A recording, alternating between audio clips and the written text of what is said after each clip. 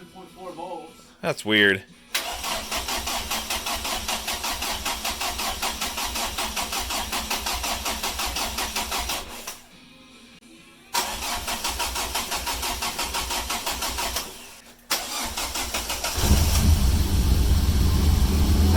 Hey! First try! We definitely didn't have to swap the entire fuel rail out.